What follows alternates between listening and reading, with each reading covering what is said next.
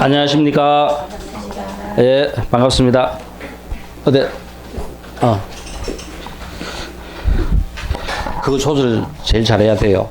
그 만약 그 녹음을 안 해놓으면은 항상 우리가 30강이나 이래 한 번씩 하고 날 것 같으면은 꼭 한 강 정도가 빠져가지고 그죠? 애를 먹겠더라고. 전번에도 묘범연화경 할 때도 그랬고 유식도 그렇고 한 번 빠지고 난 다음에 다시 그걸 갖다가 하려고 하니까 이거 아무리 해도 잘 안 되는 거라요.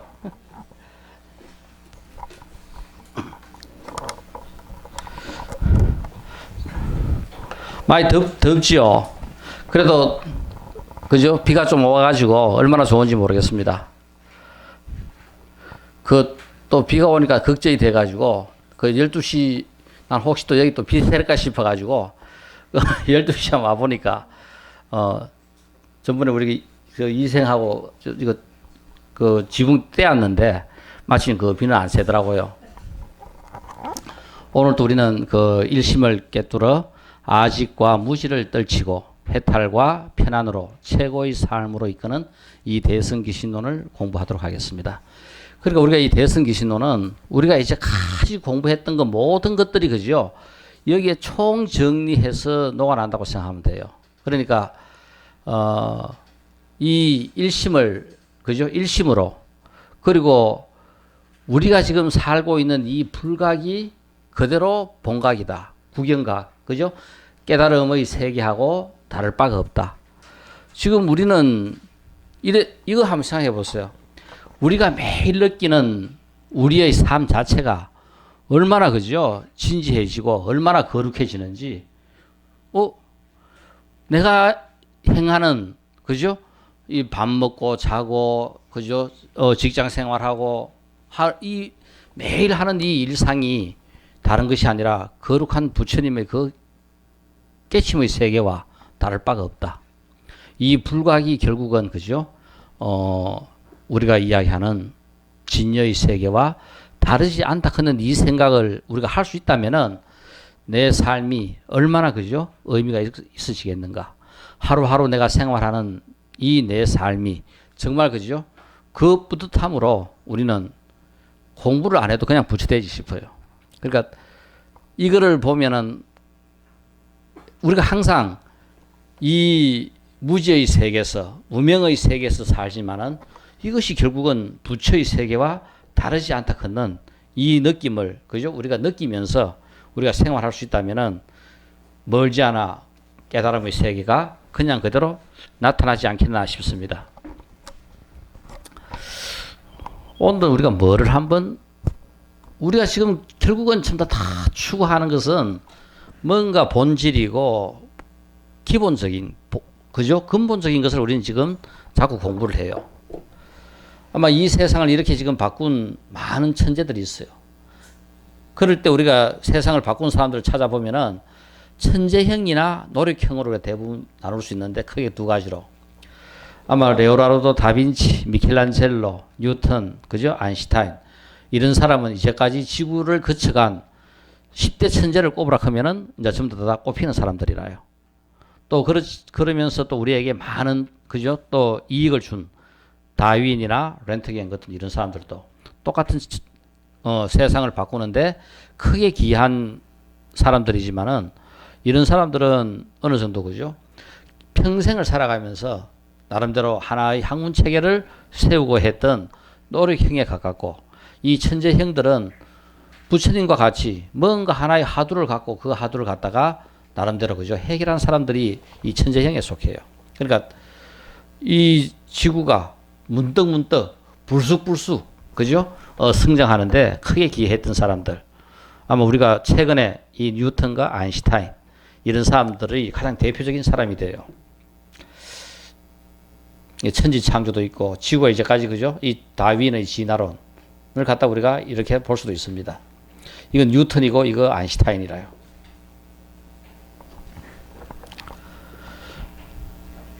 자, 그럼 우리가 지금 우리와 같은 그죠? 우리 인간들도 있고 또 뭐 개나 고양이나 이런 동물들도 있고 나무도 있고 또 물 속에는 또 그죠? 고기도 있고 많은 것들이 있어요. 이 많은 것들이 있는 것 속에서 제일 처음에 이 우주 공간 속에 뭔가 그죠? 부피를 갖는 어떤 물체가 뭐 지구도 좋고 그죠? 뭔가 어떤 이런 지구 같은 거라든가 어떤 돌멩이라든가 뭔가 처음에는 이 공간이 있었고 이 공간 속에 어떤 물체가 존재하게 돼요. 그러면 그 존재하는 그 물체는 질량을 갖게 되고 그리고 또 이것은 공간 속에 존재합니다. 공간 속에 존재하는 것은 공간 속에서 움직여요. 공간 속에서 움직이는 것을 우리가 지금 느끼는 것은 시간입니다. 자, 그래서 기본적으로 이 우주 공간 속에는 존재하는 것들, 존재에는 무생물과 생물로 우리가 크게 나눌 수 있어요. 그죠? 두 개로 나눌 수 있는 이 존재 속에는 일반적으로 전부 다 질량, 공간, 시간, 이것들이 존재하고 있는 것들이 가장 그죠 출발점입니다.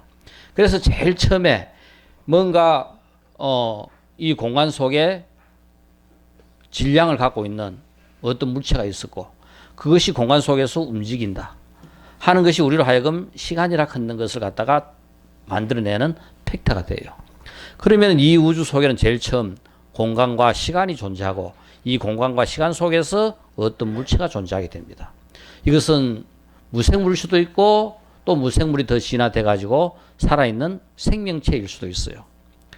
이것으로부터 출발한 것이 이제 좀 더 우리가 이것들이 갖고 있는 이 요소들을 갖다가 조금 더 정리해 보면은 시간, 위치, 이 공간 속에서 움직이는 것이 우리가 느낄 때, 그죠? 속도라 걷는 거, 가속도 걷는 이런 팩터들을 갖다가 만들어낼 수 있습니다. 여기서 우리가 그러면 공간 속에서 존재하고 있는 물체는 어떤 운동을 하는가 하는 이런 법칙들이 나와요. 우리 살아있는, 그죠? 의식을 갖고 있는 주체성, 의지를 갖고 있는 생명체들은 이 공간 속에서 어떻게 활동하고 어떻게 반응하고 어떻게 작용하는가. 그것이 우리가 뉴턴, 아인슈타인의 그죠?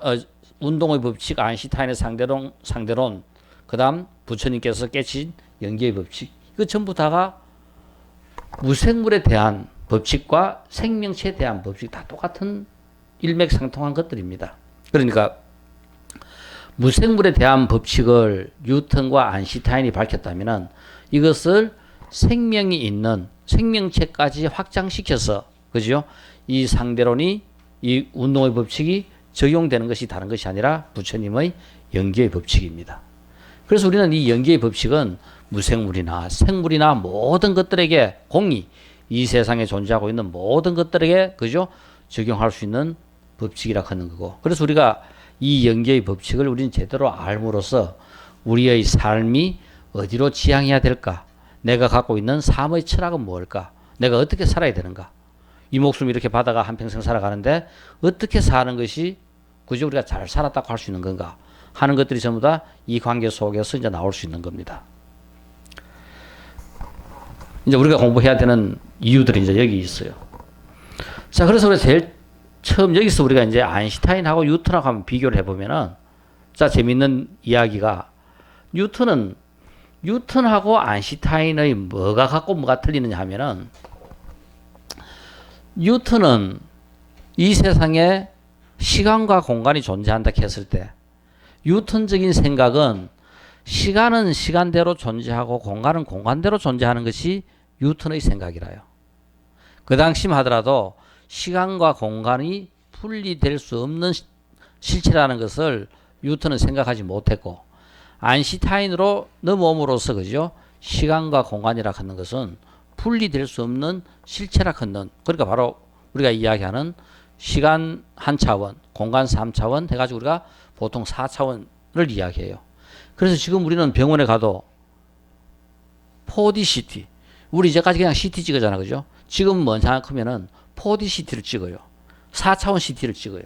그러니까 정부리 같으면 CT 한 슬라이스 몇 슬라이스 못 찍었는데 지금은 몇십 초 만에 그죠? 수천 슬라이드를 갖다가 수천 슬라이스를 막 찍어버립니다. 그러니까 이 모든 것들을 4차원적으로 우리가 위치를 찾아내요. 그러니까 예를 들어가지고 우리가 만약 령 캔서, 그죠? 령 폐암 환자입니다.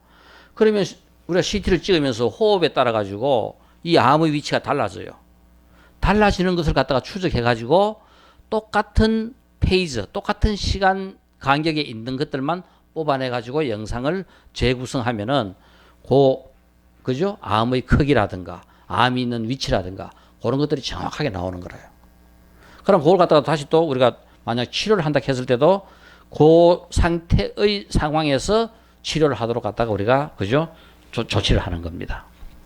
자, 그래서 우리가 이제 뉴턴과 아인슈타인의 생각이 뭐가 차이 나느냐 하면은 우리 지금 그죠? 박과 김이 지금 우리 자 사리향은 남쪽으로 지금 그죠? 1초에 지금 10m씩 달리고 있고 우리 지금 태샘은 지금 여기서 북쪽으로 지금 그죠? 여기 남쪽 북쪽 맞지 그죠? 이 북쪽으로 지금 1초에 10m씩 달립니다. 그럼 사리향이 채샘 진짜 제대로 달리나 싶어가 돌아보면서 채샘이 한 1초에 얼마씩 달리는가 우리가 보면 어떻게 달려요? 1초에 20m씩 가겠지 그죠? 그러니까 자 우리 사리향은 남쪽으로 100m씩 1초에 10m씩 달리고 우리 채샘은 북쪽으로 1초에 10m씩 달려가니까 사리향이 본 채샘의 속도는 1초에 20m씩 달리는 것 같이 보여요. 자 그러면은 이것은 뉴턴의 계산입니다. 그러면 아인슈타인 보고 그죠? 당신이 한번 계산해봐라 했을 때 자 여기서 우리가 똑같이 그 방향으로 남쪽으로 10m 달리면서 북쪽으로 10m 달리는 것을 볼 것 같았을 때는 거의 20m 나와요. 거의 속도가 거의 20m입니다. 그럼 좀 더 빨리 걷는 것은 우리가 약 한 빛이 1초에 얼마씩 달려요? 30만 킬로미터. 소리는 1초에 얼마씩 달립니까? 소리는 약 한 1초에 340m. 1초에 340m를 소리가 달리기 때문에 지금 우리 강의실이 어마어마하게 커가지고 저 한 1km쯤 된다 합시다. 그럼 여기서 크고 그죠? 이 강의를 처음 시작하면은 앞에 사람은 바로 듣는데 1km 저 뒤에 있는 사람은 3초 후에 그 소리를 듣는 거라요. 근데 이제 빛은 1초에 30만 킬로미터를 달립니다. 그러니까 우리 TV 한번 틀어놔 보세요. 우리가 보는 화면하고 서울서 보는 화면하고 틀려요. 서울 사람이 보는 화면이나 우리가 보는 화면이나 똑같아 동시라요. 우리 전화를 한번 해보세요. 서울에 전화하면 여보세요? 그럼 바로 여보세요? 바로 듣습니다. 그죠? 미국에 전화 한번 해보세요. 미국에 전화해도 여보세요? 그럼 여보세요? 똑같이 들어요. 이건 뭐냐면은 똑같이 30만 킬로미터 속도로 1초에 달리기 때문에 30만 킬로미터 안에 있는 것들은 거의 동시입니다. 한국에서 미국 해봐야 6,000km. 길 많아봐야 6,000km입니다. 그죠? 지구 끝에서 끝까지 한 바퀴 돌아봐야 10,000km밖에 안 됩니다. 그러니까 아무리 멀어도 우리가 전화로 들으면은 거의 동시같이 들리는 거라요. 그런데 조금 멀리 간다 합시다. 만약 태양과 같이 저렇게 좀 멀리 떨어진 곳에서 우리가 전화를 한다. 그럼 그게 동시같이 동시로 들리겠어요? 우리 지금 통습 불교원 전부 다 공부를 하도 잘해가지고 우주여행 갔어요. 그죠? 태양주만큼 떨어져 있는 거기에 우주여행을 갔다 하면은 전부 다 여행 다 보내고 공부 못한 그죠? 사람은 여행 못 따라가가 여기 지금 남아 있어요. 그래서 전화를 걸었을 때 여보세요 하는 소리가 바로 여보세요로 들리겠어요? 태양에서 출발한 빛이 지구까지 오는 데는 약 한 8분 20초 걸려요. 그 말은 뭐냐면은 내가 여보세요 하는 소리가 태양 가까이 있는 데까지 가려고 하면 얼마 걸린다? 8분 20초 걸린다 하는 겁니다. 그러니까 이 우주라 하는 것은 이제 이만큼 그죠? 그 30만이라 하는 어마어마한 속도로 달려도 이만큼 먼 거라요.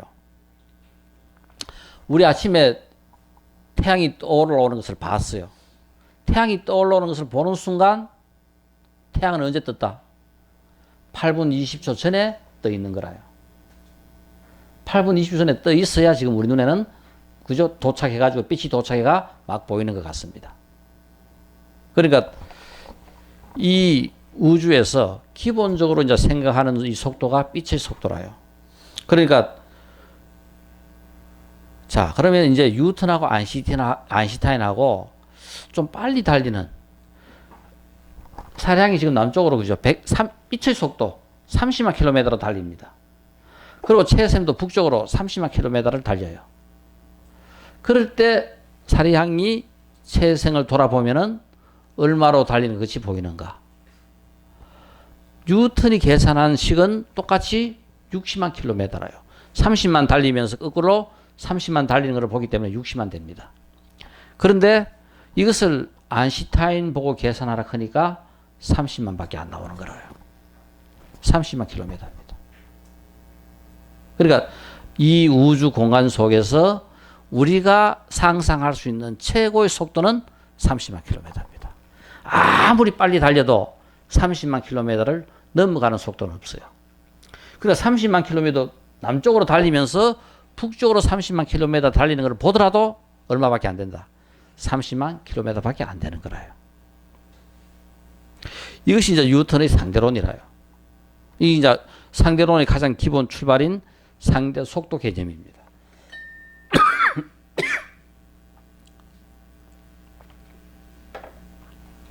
자, 여기서 시간과 공간이 분리되어 있다고 생각했던 뉴턴과 시간과 공간이 분리될 수 없다고 생각한 아인슈타인의 차이가 이제 여기서 나와요. 그래서 우리가 뉴턴의 생각은 전부 다 근사적으로 맞아요.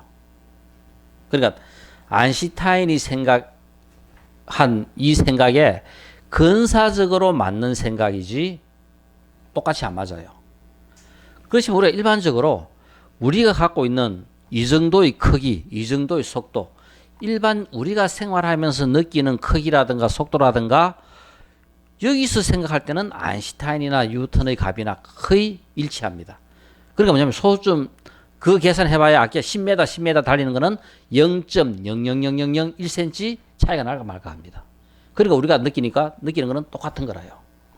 그렇지만 이것이 우주 공간, 어마어마한 빠른 속도, 또 어마어마한 미세 입자 이런 데로 가버리면 어마어마하게 차이가 나게 됩니다.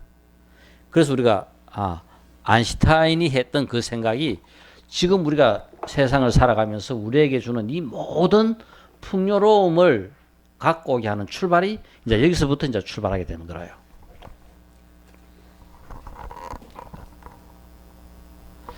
자, 그래서 우리가 또 하나 우리가 그죠? 이해를 할 수 없는 것 중에 기한 현상, 초전도 현상. 우리 예를 들어 가지고 우리 KTX 약 한 270, 290, 300km 가까이 달립니다. 그죠?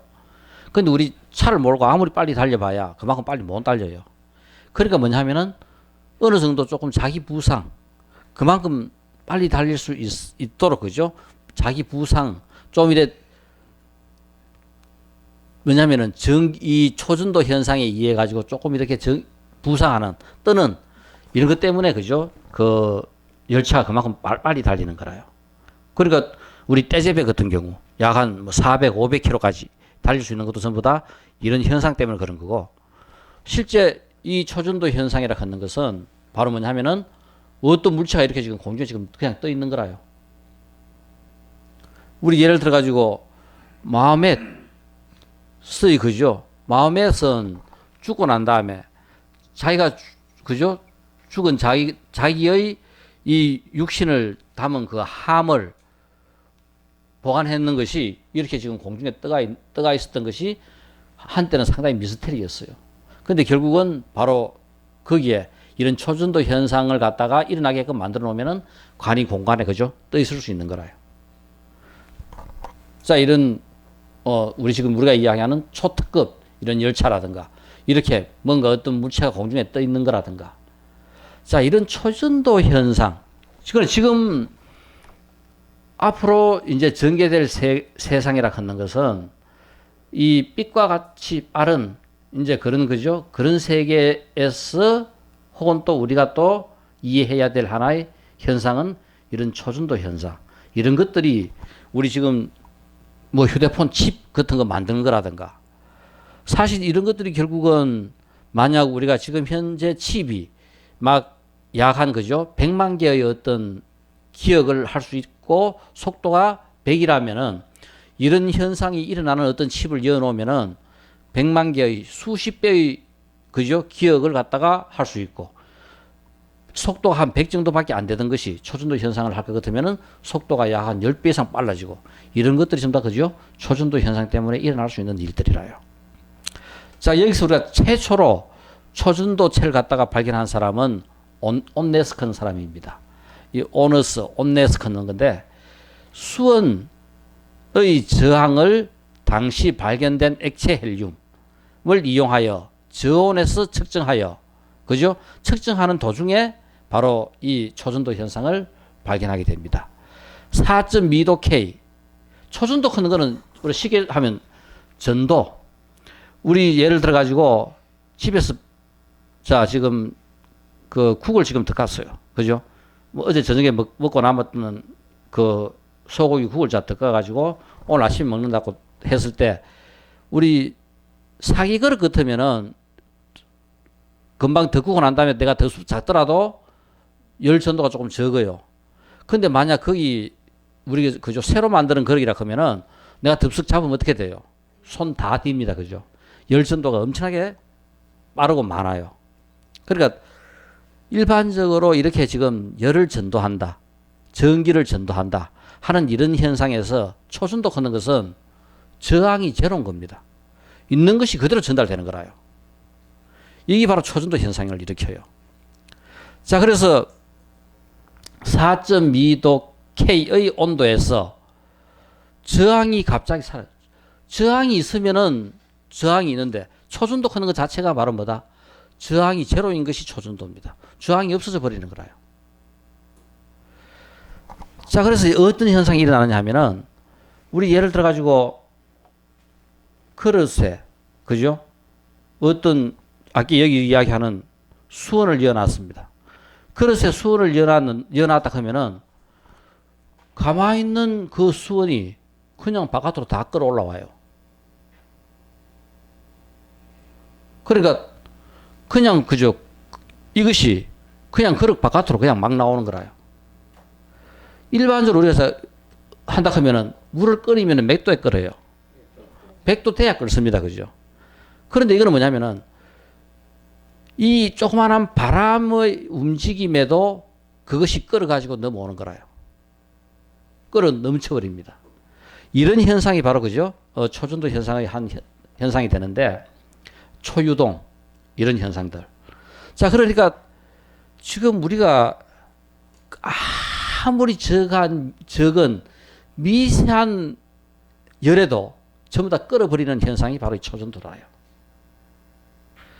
그 미세한 열이 전달된다 하더라도 그죠? 어마어마한 양들이 전부 다 증발해 버립니다. 우리가 심의식 자, 우리가 지금 이 대성 귀신론 공부하면서 우리 부처님 가르침 제일 처음 연기 공부할 때 심의식 해지요. 이 심이라 걷는 것은 지금 여기서는 제8식 아레야식으로 표현하고 있어요. 그죠? 우리 의지. 이것은 제7식 만화식을 의라고 표현합니다. 그 다음에 식. 그죠?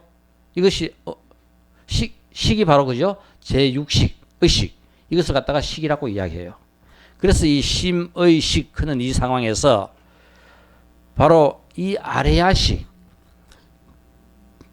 전번 시간에 우리가 잠깐 나왔을 때 6추 있었고 3세가 있었죠. 우리가 일으키는 거친 생각. 이 거친 생각이라 하는 것과 미세한 생각.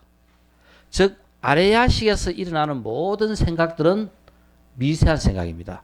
내가 아무리 알려고 해도 알 수 없는. 그러니까 움직임이 너무 적어서 그 움직임이 있는지 없는지조차 우리가 아무리 알려고 해도 모르는 것이 제8식이라요. 그러니까 처음 그 움직임이 그죠? 요동하는 그 움직임이 너무 적어가지고 우리가 움직이는지 움직이지 않는지 몰라요. 그런데 우리가 초전도 현상 뭐냐면은 0.1 40도의 온도만 올라가 버려도 뭐냐면은 우리가 느끼지 못하는 바람이 그냥 불어도 전부 다 끌어가지고 넘어와 부는 이런 현상이 초전도 현상이라요. 바로 이 지금 초전도 현상을 왜 설명했나 하면은 우리가 갖고 있는 이 아래야식의 처음 움직이는 거, 가장 최초의 움직임, 바로 그 최초의 움직임은 우리가 뭔지 몰라요. 그 움직임이 뭔지 모르는데 그것이 거쳐가지고 제7만화식 나타나는 의식, 이까지 와야 우리가 감지하고 결정하고 판단하고 분별합니다. 아, 내가 생각을 잘했구나, 내가 생각을 못했구나, 알 수 있어요. 내가 일으키는 이 생각을 분별하고 결정을 했는데, 아, 오늘 공부하러 가자 하고 해가 결정해가 딱 공부하러 왔는데, 그 생각의 처음 움직임의 아래야식은 우리 눈에 보일도 말통한 점 하나 콕 찍은 그거라.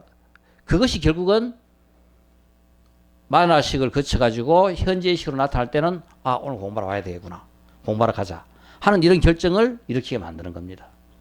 그러니까 최초의 그 움직임은 너무나 미세가 우리가 몰라요. 그러니까 이 초전도 현상에서는 우리가 뭐를 알 수 있다? 그 알 수 없는 미세한 움직임도 초전도 현상에서는 감지가 되는 거라요. 초전도 현상으로 감지를 할 수 있는 거라요.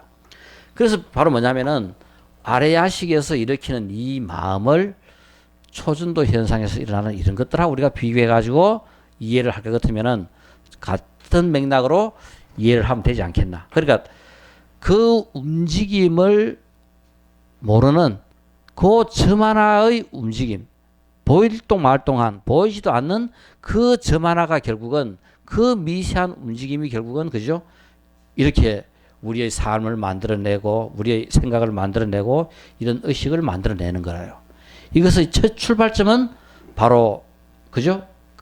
그 보이지 않는 점 하나라 하는 겁니다. 자, 그래서 우리가 여기서 이제 우리가 이제까지 설명하고 오늘도 우리가 설명해야 되는 것은 바로 시각이 뭐다? 본각이다. 처음 출발은 불각이 시각이었고 또 시각이 본각이다. 그래서 결국은 깨닫지 못한 우리의 삶도 결국은 어디에 포함된다? 깨친, 그죠? 그거하고 다를 바가 없다 하는 겁니다. 그러니까 우리가 지금 깨닫지 못했다고 기죽을 것이 아니라, 아, 깨닫지 못했는 나지만은 결국은 여기에도 뭐가 있다. 내가 비록 못 느끼지만은 나도 깨달은 씨앗이 내 속에 들어있어 가지고 내 삶이라 하는 것이 그만큼 내가 당당하다 하는 것을 갖다가 알 수 있는 거라요. 그것을 느끼고 얼마나 뿌듯하고 내가 그죠? 거룩한 내 삶을 걸어갈 수 있겠는가. 바로 일심으로 해양되는 이 마음이 불각이 시각이고 시각이 본각이다 하는 데서 결국은 우리가 느껴야 될 그 거룩한 마음이 바로 그 마음이라 하는 겁니다. 그 감지할 수 없는 것을 그 보이지 않는 그런 현상이 바로 우리가 이런 초전도 현상에서 감지할 수 있듯이 바로 뭐다? 그 우리 마음의 첫째 처음 움직임. 자, 여기서 우리가 마음의 첫 움직임을 알아야 뭐다? 이제 무념을 갖다 우리가 이제 알 수 있는 거라요. 자, 일심의 이 대성귀신론의 이 구조, 이건 우리가 공부를 시작하면서 공부를 끝날 때까지 그냥 계속 한번 그냥 그죠? 눈으로 쑥 한번 훑어보면 됩니다. 이거 한번 훑어보면은 바로 뭐냐면은 바로 우리가 추구하는 보이지 않는 세계, 진여의 세계가 바로 이겁니다. 우리가 살고 있는 불각의 세계가 바로 이거라요. 그래서 우리는 공부를 통해서 수행을 통해서 어디로 간다? 불각의 세계에서 각의 세계로 이동하는 것이 바로 우리의 삶입니다. 그런데 이것 전부 다 어디에 포함되어 있다? 일심이라 했는데 전부 다 포함되어 있는 하나일 뿐이다 하는 거라. 다른 것이 아니라. 그래서 우리의 삶은 거룩하고 위대한 겁니다.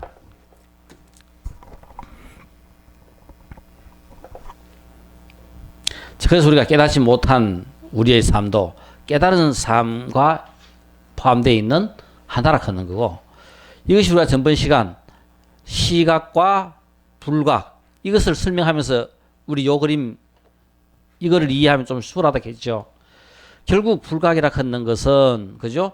본각 안에 포함되어 있는 한 부분 집합일 뿐이고, 그래서 우리가 시각이라 하는 것은 불각과 사상각, 상사각과 수분각과 구경각으로 우리는 나눌 수 있다. 이것이 우리가 전번 시간까지 공부한 내용입니다. 그래서 결국은 시각, 불각은 깨닫지 못한 상태고 시각은 조금씩 깨달음을 우리가 맛본 상태고, 그러니까 시각부터는 상사각부터는 뭐다? 우리가 이야기하는 견성한 상태가 상사각입니다. 견성을 조그만 경우가 상사각이고 약 한 50%, 60% 견성하면 수분각이고 100% 견성하면 구경각이 되는 거라요. 우리 도랑이 쪼로로 흘러갑니다. 그러면 도랑 흘러가는 거 조금만 놔두면 어떻게 돼요? 막 물이 안 흐릅니다. 그죠? 막 막혀버려요. 그것은 상사각이라요. 그 도랑보다 조금 더 큰 것은 물이 조금 많이 흘러가는 거는 대기 가무지 않은 한 물은 계속 좀 흘러가요. 그렇지만 많이 가무면 물이 말라버립니다. 근데 바다 같은 거는 항화가 큰 강은 물이 아무리 말라도 지구가 멸망할 때까지 물이 흘러요. 이런 것들은 구경각이다. 바로 그죠? 이 시각의 관계를 우리는 그렇게 설명을 했어요. 그래서 결국은 구경각이 바로 뭐다? 본각이고 본각이 진여다. 자, 이것이 우리가 이제 전번 시간에 했는 내용이고, 이번 시간에는 시각이 뭐다? 본각이다 하는 이 내용으로 들어갑니다. 자, 그래서 뭘 하면 되겠노 싶어가지고, 자, 한번 보세요. 우리 불각이나 견성, 그죠? 깨달음은 본질의 세계인 본각이나 전부 다 똑같은 부처 똑같은 겁니다. 그러니까 불각의 세계나 본각의 세계나 전부 다 똑같은데 바로 뭐다? 이놈의 불각의 세계는 무명에 물들어가지고 시커먼, 그죠? 이런 상황에서 조금 깨치니까 조금 밝아지고, 조금 더 깨치니까 조금 더 밝아지고, 더 확실하게 깨치니까 완전 황금빛이 되어 있는 상태가 바로 구경각이다. 됐습니까? 아, 이 관계를 이해하면 돼요. 그래서 바로 시각이 본각이다. 오늘 우리가 나와 있는 내용의 가장 중요한 쟁점이 시각이 본각이다 하는 내용입니다. 우리 간혹 가다가 스님들 깨치고 또 깨치고 또 깨치고, 결국 이것은 뭐냐면은 겨우 상사각 정도 깨쳤다가 또 공부하다 보니 좀 더 크게 깨쳤다가 완벽하게 깨치면 바로 구경각이 되는 거라요. 부처님과 같이 그렇게 크게 깨치는 것을 우리는 구경각이라고 이야기합니다. 근데 우리 누가 견성했다 했을 때 전부 다 부처님 같이 그렇게 원만한 깨침을 이루지 못하고 그보다 훨씬 더, 그죠? 빈약한 적은 깨침을 견성을 했는데 그런 거는 이제 상사각이 되는 거라요.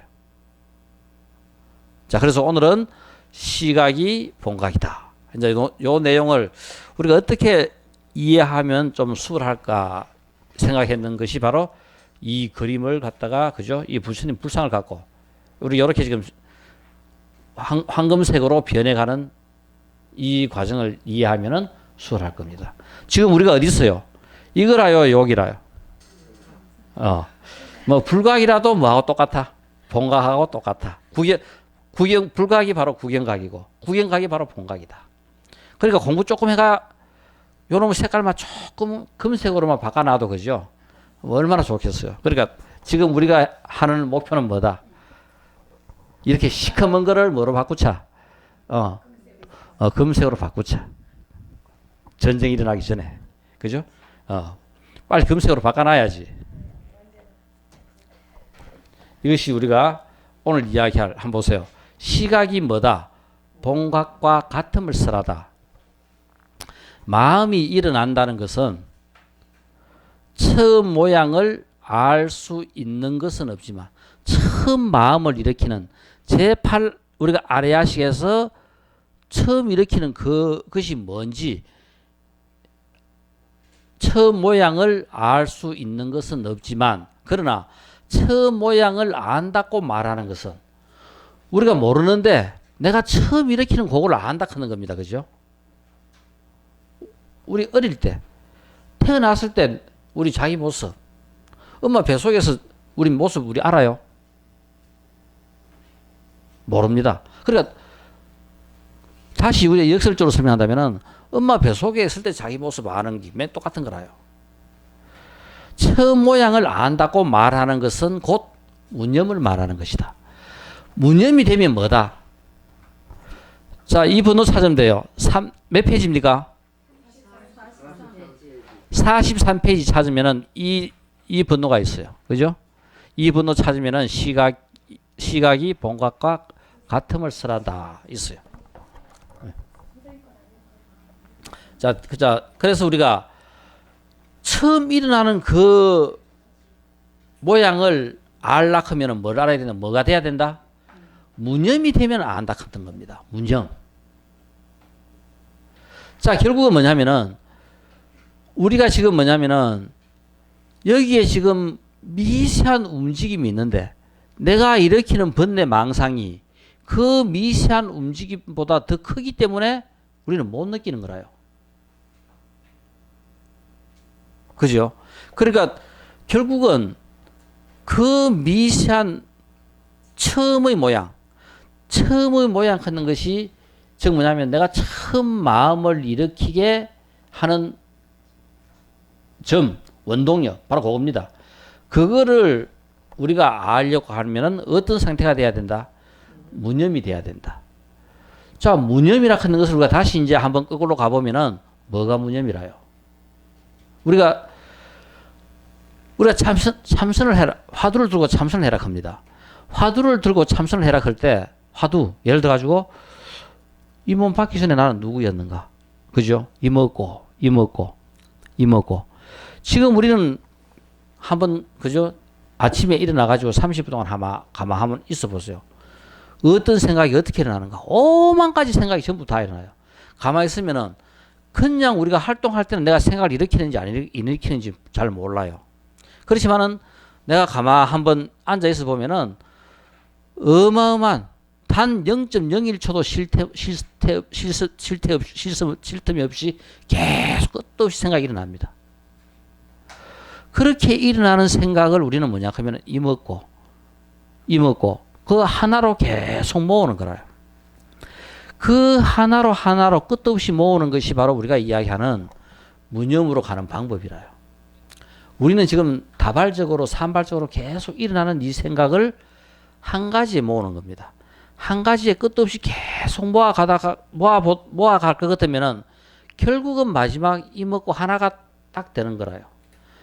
마지막 이먹고 하나까지 없어진 상태가 바로 이제 무념이 돼요. 그러니까 그냥을 놔두면은 끝도 없이 번뇌망상이 일어나니까 그것을 우리는 하나에 모은다. 하나의 생각에 모으는 것이 이먹고 그죠? 왜 조주는 무락했는가? 왜 뜰 앞에 자나무락했는가? 뭔가 하나에 모으다 볼 것 같으면은 일어나는 이 모든 것들을 하나로 모으게 됩니다. 그 하나로 모으는 것이 딱 되는 순간에 바로 뭐가 된다? 우리는 무념의 상태가 딱 이루어지는 거라요. 무념이 지속되는 것을 우리는 삼매라고 이야기합니다. 바로 무명이 지속되는 것을 삼매라고 이야기하면은 삼매가 되는 상태가 바로 견성한 상태라요. 바로 상사각, 불각에서 한 단계 넘어서는 상사각 하면은 최소한도 그 정도를 갖다가 우리가 한 번이라도 체험해본 상태가 상사각이 돼요. 그러니까 내가 무념 상태라 하는 것을 한 번이라도 인식을 한 본 상태가 상사각이 됩니다. 그거를 한번 보고 날 것 같으면 바로 뭐가 된다? 처음 일으키는 그 미세한 움직임이 뭔지를 안다 하는 거라요. 무념이 됐을 때 바로 뭐냐면은 처음 일으키는 그 미세한 마음의 움직임을 안다. 이것이 우리가 무념이 돼야 아는 거고 바로 그 상태가 지속되는 것을 우리는 견성이라고 이야기해요. 그거를 보고 그거를 안다 하는 것이 다른 것이 아니라 내 본래 성품을 보는 겁니다. 됐습니까? 자, 그래서 우리가 무념. 그래서 이 무념은 그만큼 중요한 거라요. 우리가 견성하려고 하면은 견성으로 들어가는 관문이 바로 뭐다? 무념입니다. 그래서 우리는 끝도 없이 우리의 생각을 깔아앉혀라 하는 거라요. 깔아앉히고 끝도 없이 깔아앉히다 보면은 어느 순간 탁 무념이 됩니다. 그러니까 자, 이거는 본인이 한번 우리가 이제 체험을 해보면 그런 상태를 제일 잘 알 거고, 실제 공부를 해가면서 구체적으로 이런 관계를 그죠?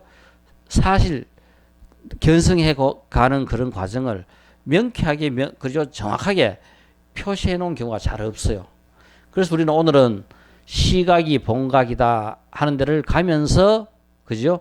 깨치고 재차 깨치고 하는 이 상황을 보면서 바로 상사각, 수분각, 구경각으로 가면서 본각으로 간 그죠? 그런 상황을 한번 우리가 살펴보도록 하겠습니다.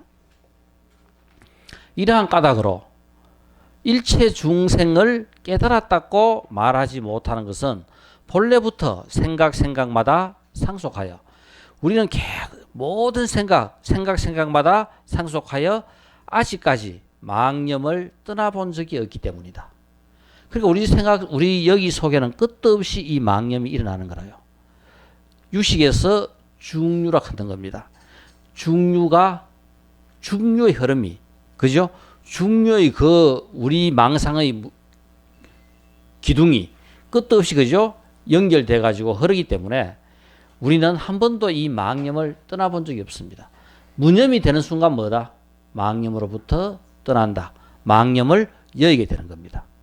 바로 그 순간 견성이 되는 거라요. 그래서 우리는 이것을 뭐라 한다? 시작이 없다. 우리 중생이라 하는 것이 처음 이 몸을 받아가지고 시작이 없는 그때부터 우리는 무명의 움직임이 그저 우리의 속에 탁 들어온 거라요. 그래서 우리는 이런 삶들을, 이런 모습들을 만들어가고, 이런 삶들을 영위해가고, 그죠? 바로 이렇게 중생 노름을 끝도 없이 계속 해가는 겁니다. 그래서 이 무명은 언제 시작이 없는 그때부터 그죠? 무명 속에 우리는 탁 뛰어들어가지고 무명 속에 있는 상황이 됩니다.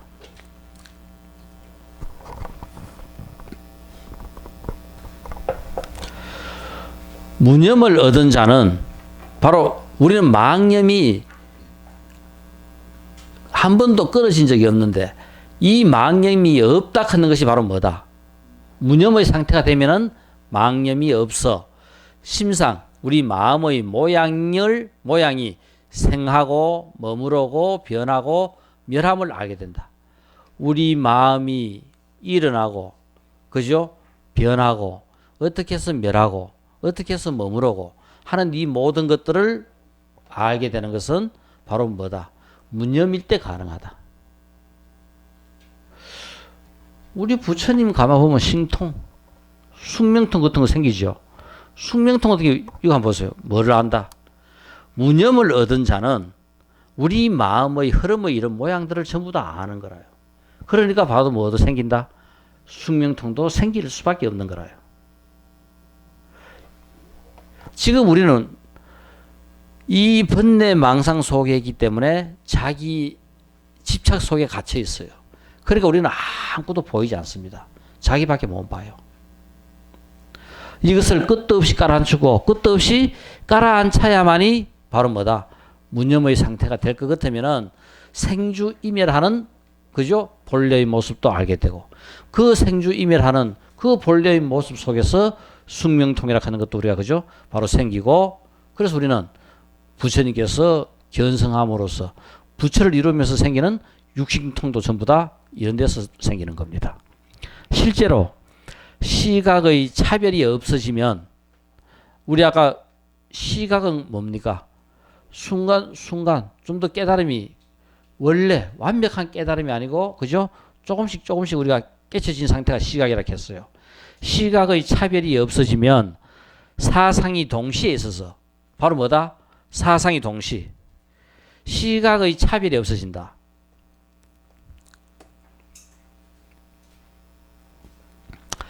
바로 시각의 차별은 상사각, 수분각, 구경각, 불각 이렇게 차별이 있는데 이것이 차별이 없어지면 동시에 뭐가 있다?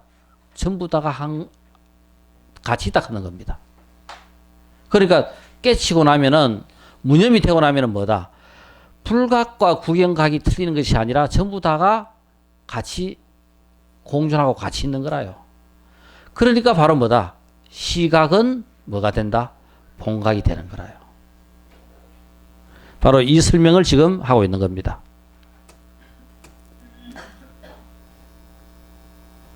자, 그래서 실제로 시각의 차별이 없어지면, 그죠? 바로 사상이 동시에 아까 이야기했던 불각, 상사각, 수분각, 구경각 이것들이 모두 동시에 있어서 서로 내 거다 서로 나다 하는 네 자립함이 없으며 본래 평등하여 뭐가 된다? 부처 각이 되는 것입니다. 바로 이때 부처가 되는 거라요. 바로 요 부처가 되는 것이 바로 뭐다? 본각을 이루면 부처라요. 바로 각의 상태가 되는 겁니다. 그래서 지금 우리는 부처로 가는 그 관문이 바로 뭐다? 무념이구나. 무념이 지속되는 것이 삼매입니다. 우리 반야신경 제일 처음 보면 뭐라요? 반야신경 제일 처음에 바로 삼매 속에서 살자. 바로 깨달음 속에서 우리의 삶을 살아가자 하는 겁니다.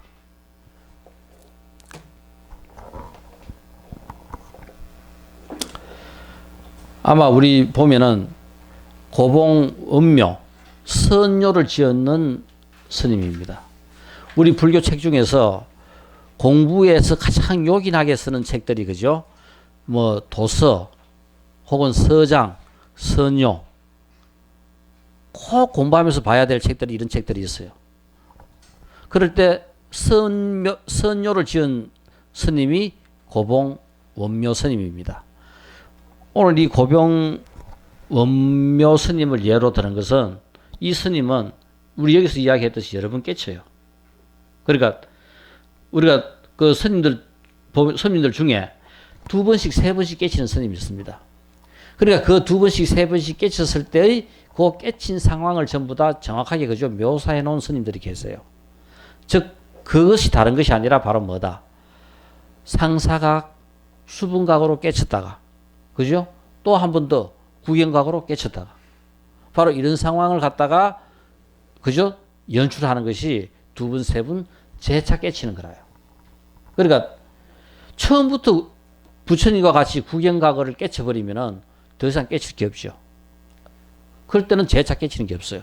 그렇지만 수분각이나 상사각을 깨쳤을 때는 좀 더 우리가 보림을 하고 공부를 더 깊이 한다 하면은 새로운 완벽한 깨침이 일어나는 거라요. 그러니까 우리가 깨치고 난다. 분명하게 그죠? 우리는 더 깊이, 더 홀로 그죠? 우리는 공부를 해야 바로 구경각까지 깨칠 수 있게 돼요. 근데 대부분 다가 한번 깨치고 나면은 착각을 해가지고 그죠?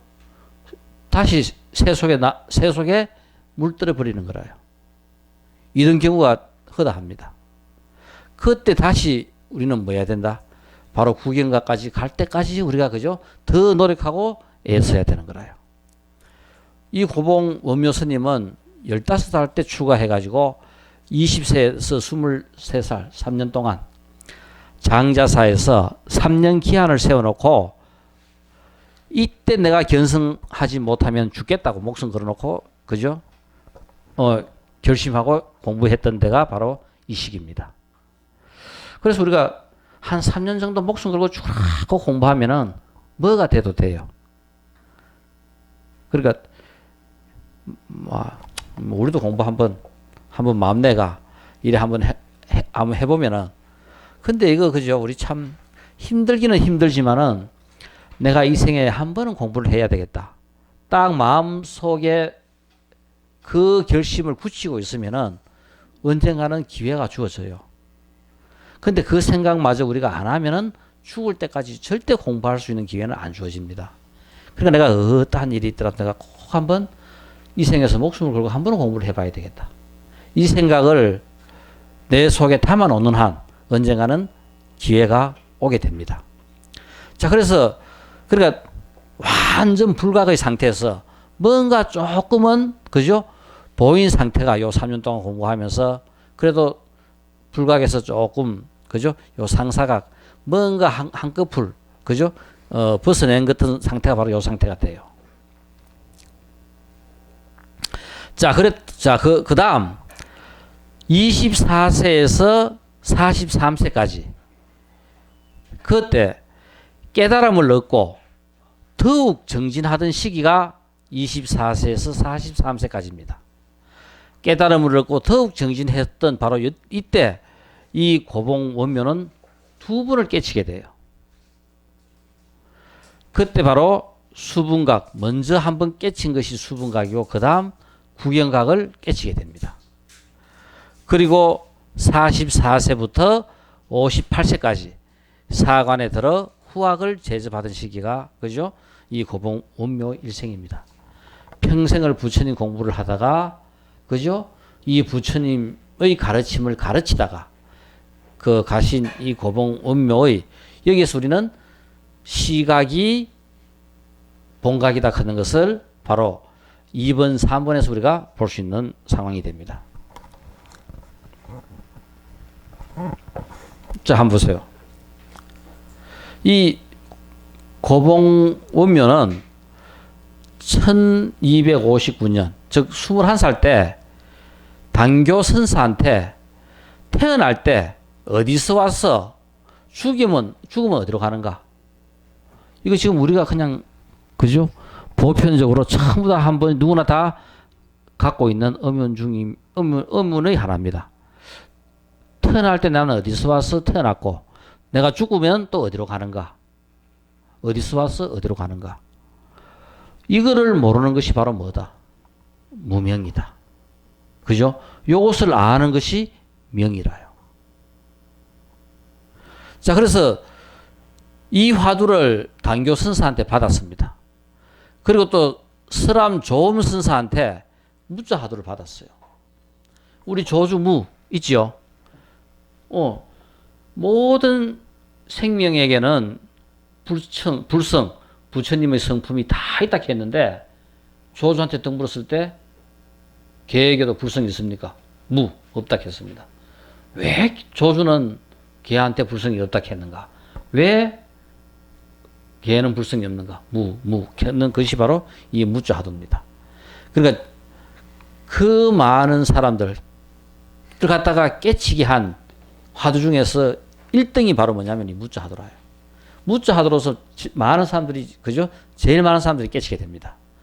서람한테서 무자 화두를 받았어요. 그러니까 서람이 무자 화두로 준 거는 서람도 뭐로 자기가 무자 화두로 깨치기 때문에 무자 화두를 주는 거라요. 그런데 그죠? 고봉은 자기 혼자 또 그죠? 쓴 책을 보면서 무엇이 너희 송장을 끌고 다니는가? 이 송장을 끌고 다니는 주인공이 누군가?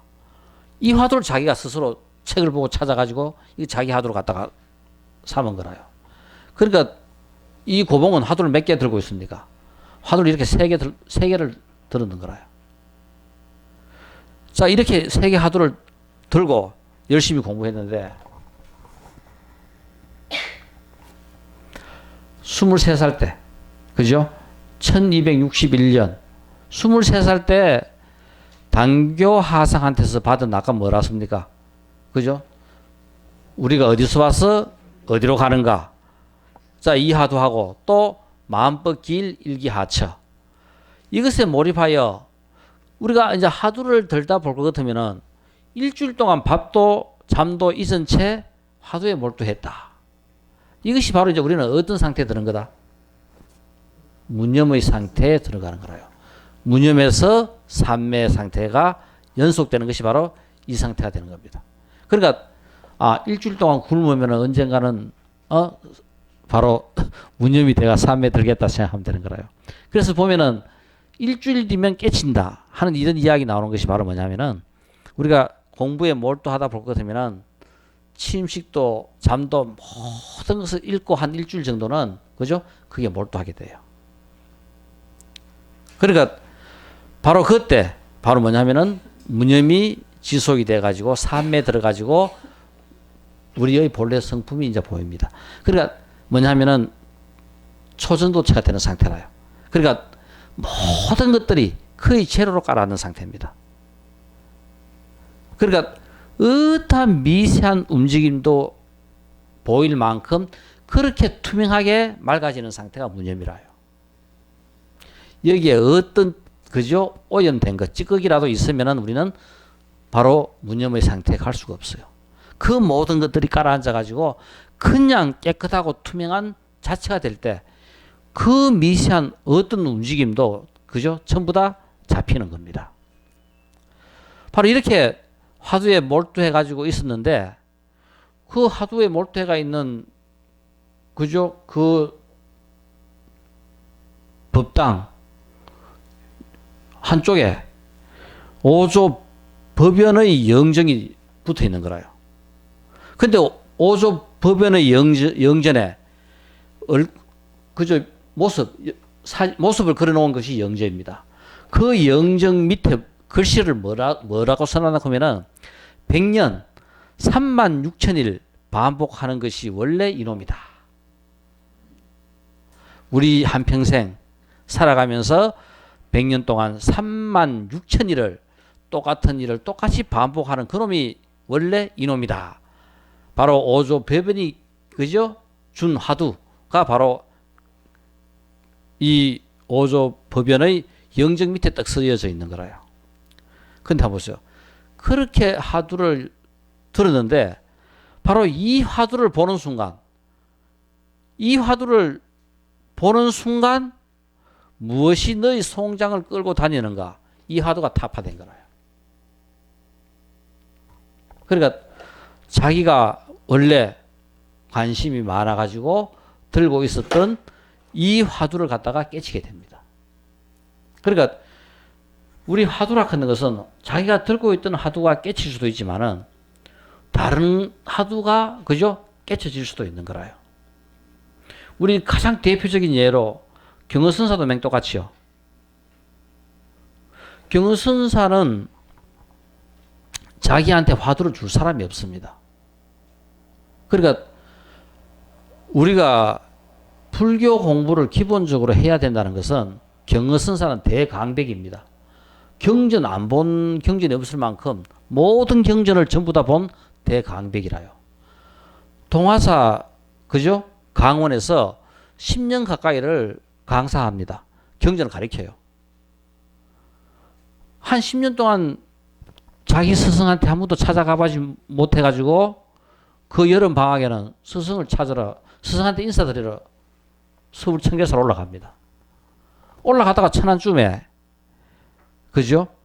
갑자기 소나기가 쏟아져가지고 길을 가지를 못하고 어느 마을로 피했어요. 마을로 들어갔는데 그 마을에 천연두가 뭐냐면 우리 지금 전염병입니다. 전염병이 돌아가지고 누구든지 들어가다 그러면 다 죽어 나와요. 그러니까 비를 피하려고 뛰어들었는데 지금 마을에 전염병이 돌아가지고 안 가면 죽으니까 빨리 가라 하는 거라요. 옆집 곳곳에 보니까 전부 다 사람 죽은 시체들이 그죠? 질비하게 널려 있어요. 경허 스님은 그 순간에 자기가 그렇게 자신만만하게 경전을 가르쳤고 부처님 그죠? 경전을 그렇게 열심히 가르쳤는데 내가 지금 여기에 지금 전염병에 전염되면 자기도 죽을 수밖에 없습니다. 이렇게 죽을 수밖에 없는 이 목숨을 자기 딸하는 그죠? 부처님 공부 잘했다고 이제까지 큰 소리 친 거. 그것이 이거는 그냥 말뿐이었던 부처님 공부인 거라요. 거기에서 정말 그죠? 철저하게 느끼고 이게 아니다. 정말 내가 진정으로 공부해야 될 부처님 공부는 죽음이 내한테 닥치더라도 내가 당당하게 걸어갈 수 있는 뭔가 있어야 되겠는데 이렇게 죽음이 내한테 올 때 내가 무엇을 할 수 있는가? 아무것도 할 것이 없는 거라요. 그래서 스승한테로 가던 발길을 돌려가지고 다시 통학사로 돌아옵니다. 그래서 화두를 뭐로 들 것인가? 그러니까 그 화두집을 갖다 놓고 다 찾는 거라요. 자기한테 화두 줄 스승이 없으니까. 화두집을 갖다 놓고 다 찾으니까 그죠? 여사 미거 마사도래. 영원선사가 준 화두였던 여사 미거. 말의 일이 아직 가지 않았는데, 그죠? 여사 미거. 나귀의 일이 아직 가지 않았는데 마사도래. 말의 일이 왔도다. 이 화두가 자기한테 탁 걸리는 거라요. 그래서 그 화두를 들고 그죠? 꼴방 하나 달락해가지고 하루에 밥 한 그릇만 골로 여 달락하면서 거기 앉아가지고, 그리고 보면은 얼굴에 온데 상처, 송곳을 꼽아놓고, 그죠? 이거 뭐 잡으면은 송곳에 찔리는 거라요. 그렇게 공부를 하고 있었는데, 그 절에 있던 사미가 한 번은 마을에 갔다가, 마을에 가니까 이제 경허 스님 문 벌어놓고 공부한다 하는 소문이 들어가 나더니 그 사미한테, 야, 너 그 경허 스님 뭐 공부하러 크니까 몰라요 하고 이제 찾는 거라요. 뭐 사미가 알 턱이 있습니까? 그러니까 그 선비가 호삐, 우리 보통 소 전부 다 뭐 있습니까? 호삐 전부 다 끼놓지, 그지요? 호삐 낀 흔적이 없는 소. 이야기를 더 하는 거라요. 그러니까 그 사미는 뭔지도 모르고 곱비 낀, 그죠? 흔적도 없는 소.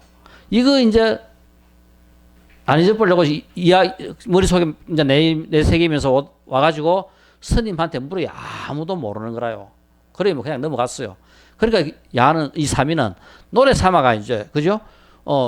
곱비 낀 흔적이 없는 소 하면서 이제 다니는 거라요. 다니다가 경허 스님 그 앞을 지나게 됩니다. 여사미그 마사도래라 하는 화두를 들고 있는데, 그 사미의 곱비 낀 흔적이 없는, 그죠? 소. 그 소리가 귀에 탁 박히는 순간 탁 견성한 거라요. 바로 이 똑같이 우리가 그렇게 몰두하고 있으면은 어떠한 상황이 열려가지고, 그죠? 화두가 타파될 수도 있는 거라요. 자, 그래서 여기서 처음으로 23살 때, 그죠? 한번 깨치게 됩니다. 요때 우리가 이야기하는 수분각이 와요.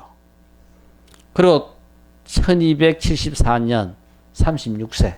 이때, 그러니까 견성한 상태에서, 그죠? 뭐 계속 공부를 하고 있었는데, 함께 잠자던 도반이 몸부림을 쳐가지고 갑자기 목침이 떨어집니다. 과당탕탕 그 목침 떨어지는 소리에 재차 탁 깨치게 돼요. 이때 완전, 그죠? 확철대오하게 됩니다. 바로 이때가 36세라요. 이 36세는 되게 중요한 때입니다. 우리 공부할 때 좀 일찍 해야 돼요. 이게 뭐냐면은 부처님께서 35세 깨쳤어요. 인간이 가장, 그죠? 원만한 원숙한 기운이 언제냐 하면은 감정과 지성과, 그죠? 이성과 모든 것들이 가장 원만하고 완벽한 경지에 다다르는 것이 약 한 35세 전후로 돼요. 그러니까 이때 보면 대부분 다가, 그죠? 가장 우리가 큰 깨달음을 이때 깨치기가 쉬워요. 바로 이때 재차 깨치면서 바로 뭐를 깨쳤다, 이제. 여기 때 이제 확실하게 구경각을 깨치게 된 거라요. 수분각을 깨치고 구경각을 깨치고, 결국은 이 시각이 뭐다? 본각과 다르지 않다. 바로 본각이다. 깨치고 나니까, 깨치고 한 소리가, 그죠? 사주에서 대성인을 뵌 듯하고, 사주, 우리 동서남북, 우리 지금 우리 태양 지구가 어디에 있어요? 우리 부처님께서 나신 이 남쪽이 뭡니까? 남선부주지요. 남선부주, 동서남북, 이 사주, 온 세계, 이 우주 온 세계에서 대성인을 뵌 듯하고, 멀리 떠났던 길손이 고향에 돌아온 듯하며, 깨치고 나니까 완벽하게, 그죠? 확실되고 나니까 원래 다만 옛적 그 사람이고 옛 살던 곳을 바꾼 바 없더라. 원래 내 거더라, 그겁니다. 깨치고 나니까 그것이 뭔가 다른 것이 아니라 원래 내 거였는데, 오염돼가 물들어 가지고 뭔지를 몰랐는데 깨치고 나니까 그게 바로 다시 원래 내 거더라. 바로 이겁니다. 그러니까 우리가 한번 공부해 가지고 우리 견성, 원래 내 성품을 보는 게 바로 견성이라요. 옛적 그 사람이고 옛 살던 곳을 바꾼 바가 없더라. 그대로더라. 이겁니다. 그리고 제사 껴친 이 그저 사연을 갖다가 적은 겁니다. 그리고 41세 때부터 사관을 걸어놓고 공부하러 오는 많은 사람들을 이제 공부를 가르치는 거예요. 자, 요거 이제 숙제 한번 풀어보세요. 요 사관을 통과해야 고봉한테 갈 수 있어요. 야, 하도 한 게 또 나도 공부 좀 하자 했을 때, 니는 합격, 니는 불합격. 뭐가 기준입니까? 그 대학에 합격하려고 하면 카트라이언스 넘었어야 되죠. 그러니까 고봉의 밑에서 공부하려고 하면은 바로 뭐다? 요 사관을 통과해야 되는 거라요. 깨치고 나면 생사를 초월하는데, 그죠? 우리가 깨치고 나면은 삶과 죽음을 초월하는데, 뭐 때문에 계속 사는가? 그냥 죽어보면 그만인데, 왜 사는가? 모든 공안은 하나의 도리인데, 우리 전부 다 일심, 그리고 모든 공안을 깨치고 나면은 하나인데, 무엇 때문에, 그죠? 밝힘, 깨치기도 하고, 밝기도 하고, 밝히지 못함, 깨치지 못함이 있는가? 왜 이런 것들이 있는가? 다, 그죠? 하나의 도리인데 다 깨쳐야 되는데, 왜 깨치기도 하고 깨치지 못하기도 하는가? 수행인은 마땅히 부처의 행을 따라야 되는데, 바로 공부하는 사람들은 전부 다 부처님께서 가르치시는 오계와, 그죠? 그 가르침을 따라야 하는데, 뭐 때문에 계율을 파기하고 계율을 지키지 않는가? 왜 지키지 않는가? 자, 요 답을 요거는 우리가 생각하면 누구든지 답이 있어요. 이거는 견성했는, 그죠? 본래 성품을 내놔라 하는 것이 아니라, 나름대로 우리가 공부를 하면서 자기대로 갖고 있는 생각만 해도 여기에 대한 답을 할 수 있는 거라요. 한번 답을 달아보세요. 이건 우리가 답을 갖다가 자기 나름대로 머리 조금, 그죠? 삼으면은 얼마든지 답을 달 수 있는 겁니다. 업 때문에 그렇다, 뭐 때문에 그렇다, 이런 답을 갖다가, 그죠? 충분히 인과 때문에 그렇다, 이런 답을 달 수 있는 것이 바로 요 문제입니다. 숙제 다세요. 자, 그래서 마지막 열반에 들 때, 와도 사관에 들어오지 않았고 가도 사관을 벗어나지 않았다. 내가 와도 이 사관에 들어오지를 않았고 가도 사관을 벗어나지 않았다. 쇠뱀이 바다를 뚫고 들어가. 뱀이 새로 만들어진 뱀이니까 바다에, 그죠? 바다를 뚫고 들어가 수미산을 쳐서 무너뜨리도다. 모든, 그죠? 번뇌망상을 다 쳐서 무너뜨리고 본래 성품 자리를 본 것을 갖다가 마지막 열반송에, 그죠? 표시해 놓은 것이 바로 이겁니다. 그러니까 이 고봉은 이렇게 재차 깨친 이런 부분들이 우리가 지금 불교 공부하면서 수분각과 구경각, 상사각과, 그죠? 구경각, 이런 것들을 이해하는 좋은 예가 됩니다. 이렇게 재차 깨친 스님들이 몇 분 계세요.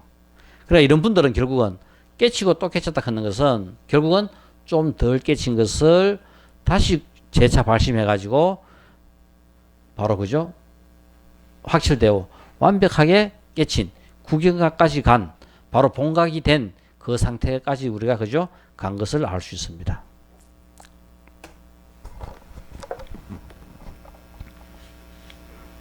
자, 그래서 깨치고 난 보이지 않는 원래의 세계, 이 본각이라 하는 것은 바로 어떻게 이루어져 있는가 했을 때, 본각은 바로 수염 본각과 성정 본각으로 이루어져 있다. 그럴 때 우리가 수염 본각이라 하는 것은 지정상과 부사의 업상 두 개로 나누어지고, 그 다음 성정 본각은 여실공경, 인운섭경, 법출리경, 연운석경으로, 그죠? 이렇게 나누어진다. 그럴 때 우리가 이 본각의 본체는 성정 본각, 최상용. 그러니까 원래 이 세상에 존재하고 있는 모든 것들은 본질이 있고 본질의 모양이 있고 본질의 작용이 있다. 이게 전부 다 원리입니다. 그죠?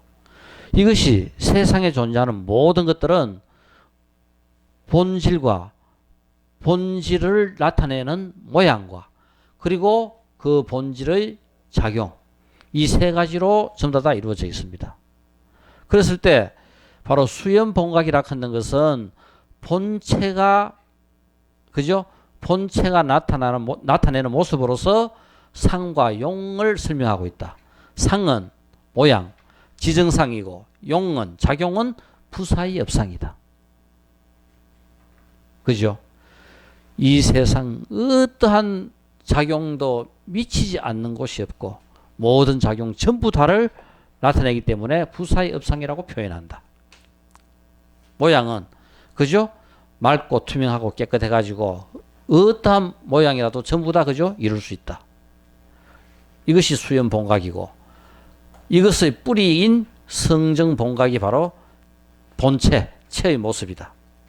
그것이 여실, 인훈, 법출, 연운으로 나타납니다.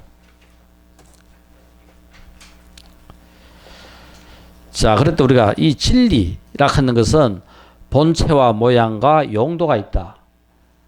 우리 그 보면은 뭐 그죠? 소신경 밥 먹을 때 하는 우리 그죠? 이래 외우는 거 볼 것 같으면은 청정법신 비로자나불 원만 보신 노사나불 천백억하신 서가모니불 그지 그죠? 이것이 바로 뭐냐면은 이 우주 법계의 체제 진리의 체제를 갖다가 그냥 그대로 나타내는 모습이라요. 그러니까 본체는 바로 뭐다? 청정 원래 물떠지 않은 청정한 이 우주 존재하고 있는 모든 것들의 모양 법신 청정 법신인 바로 비로자나불이고 그 다음 이 본체가 뭡니까? 나타내는 어떤 모습은 바로 뭐다? 원만 어떠한 모양이든지 전부 다 나타내고 만들 수 있는 원만한 모양 그죠? 그 원만 보신인 노사나불이다. 용도 작용은 천백억 이 세상 어디에도 두루 미치고 화연해 가지고 중생을 제도하는 천백억 하신이다. 그죠? 바로 서가모니불. 이것이 다른 것이 아니라 이 갖고 있는 진리 체제는 최상용의 도리를 이 모습을 나타내고 있는 겁니다. 이것이 지금 본체 요구와 지금 우리가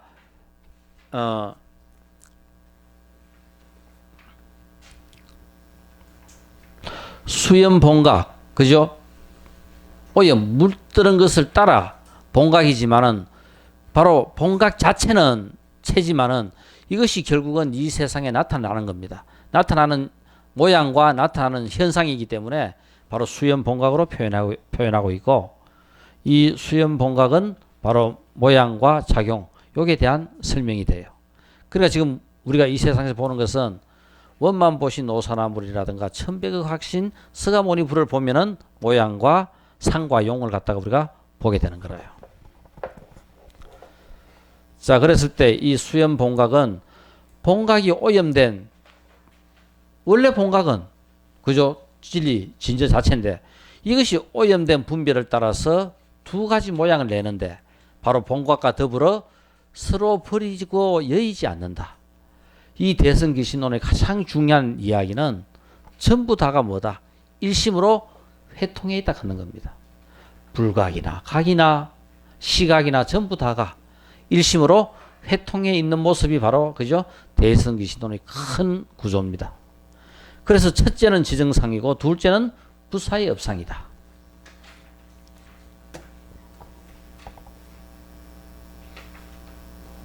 그래서 지정상이라 하는 것은 법력의 훈습에 의지하여 여실히 수행하여 이 법력이 그죠? 물들어 가지고 법이 본질이 물들어 가지고 방편을 만족하는 까닭에 그러니까 우리 묘법연화경과 같이 전부 다가 뭐냐면은 이 세상의 모양을 나타내는 것은 전부 다 방편인 거라요. 그 방편의 모양에 따라 작용을 하는 겁니다. 화합식의 모양을 깨뜨리고 상속상, 그러니까 화합식의 모양을 깨뜨리고 진여 자체의 모양을 깨뜨리고 상속상, 물들어 있는 이 상속상의 모양을 없애 법신을 나타내기 때문에 지혜가 순정하여 그걸 갖다 우리는 지정상이라 한다. 이 세상의 모양을 나타내지만은 바로 뭐다? 상속상, 중류, 상속상의 모양을 없애가지고 법신의 모양을 그냥 나타나게 한다. 원만 보신 노사나 불의 그 모양을 그냥 나타나게 하는 것이 바로 지정상이다.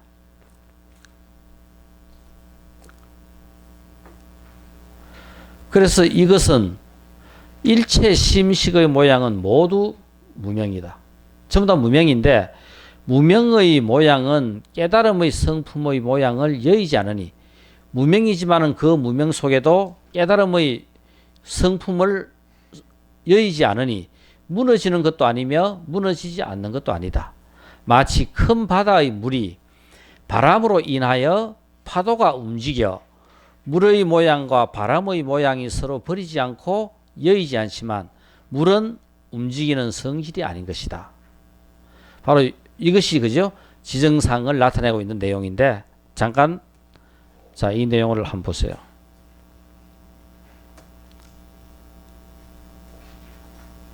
자, 뭐냐면은 원래 우리가 물이 있습니다. 바닷물이 있어요. 그죠? 이 바닷물에 바람이 불면은 물이 뭐가 됩니까? 파도가 돼요. 파도를 칩니다. 그죠? 파도를 치는데 그러면은 원래 바람이 없어져도 물은 그냥 물이지만은 파도는 없어지지 않는다 하는 겁니다.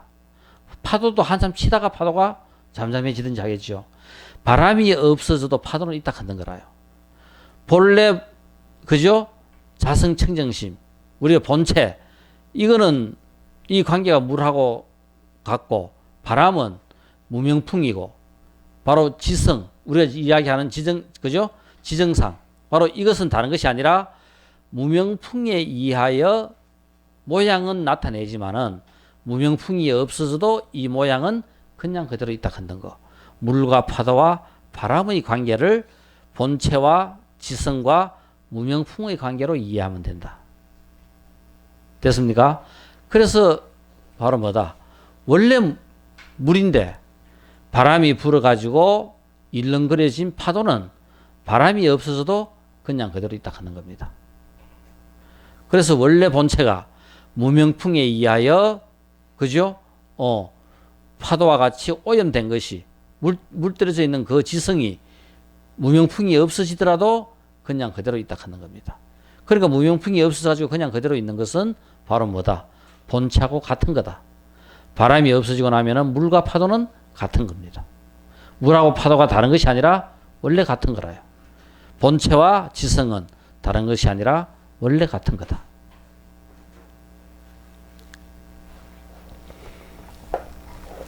자, 그래서 우리가 여기서 부사의 업상과 지성상과의 관계를 갖다가 지금 이제 설명하고 있는 내용입니다. 지금 여기서 나오는 요 내용이 전부 다 그와 같은 그 내용의 설명이라요. 지성은 무너지지 않는다 하는 이 설명이 다른 것이 아니라 지금 그 말을 요 관계로 지금 설명을 해 놓은 겁니다. 그래서 원래 물에 바람이 불어가지고 파도가 친 것은 바람이 없어지더라도 파도가 남아있고 그러면 물과 파도는 같은 건데 그죠? 바로 파도를 일으키는 거고 이 원래 우리 본성에 진여에 무명풍이 불어가지고 지성 보신 그죠? 원만 보신 어떤 모양을 이루었지만은 그것이 무명풍이 없어지더라도 그 모양은 남아있다 하는 겁니다. 그거는 본체하고 다른 거다 틀리는 거다. 본체하고 같은 거다. 요 관계와 같이 요 관계도 똑같다 하는 거라요. 그래서 우리는 바로 본체 뿌리는 본체지만은 이 세상에 나타나는 것은 나름대로 사리양의 모양을 나타내기도 하고 채생의 모양을 나타내기도 하고 그죠? 박생의 모양을 나타내기도 하고 자기의 모습을 전부 다 이렇게 나타내는 거라요. 요것이 바로 뭐다? 원만 보시는 겁니다. 이것이 작용은 공부하러 다니고 돈 벌러 다니고 이것이 작용하는 것은 천백의 화신 서가모니 부린 거라요. 이것의 뿌리는 바로 우리가 진여, 진리 자체, 본체, 전부 다 일심 하나인 그죠?